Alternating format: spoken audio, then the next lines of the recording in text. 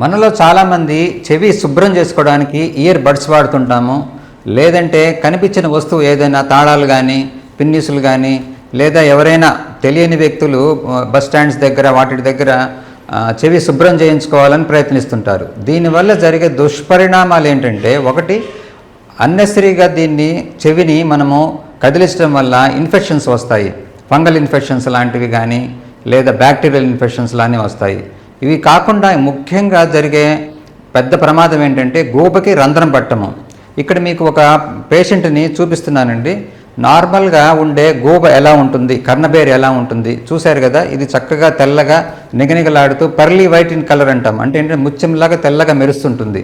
ఇలాంటి గూబ ఒకసారి డ్యామేజ్ అయితే ఎలా ఉంటుందో ఒకసారి చూడండి.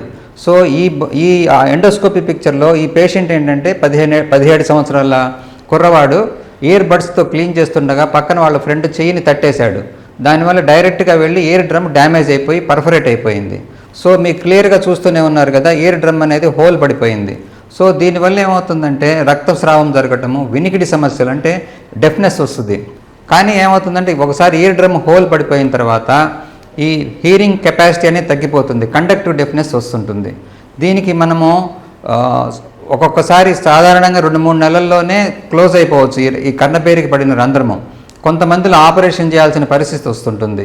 సో కనుక ఇయర్ డ్రమ్ హోల్ పడిపోవడానికి ముఖ్యమైన కారణాల్లో ఒకటి ఏంటంటే ఈ ఇయర్ బడ్స్ వాడటము, క్లీనింగ్ చేసుకోవడానికి పిన్స్, చేతికొచ్చిన వస్తువు వాడటము, ఇలాంటివి చేయటం వల్ల వచ్చే పరిణామాన్ని మనం చూపించాము ఈరోజు.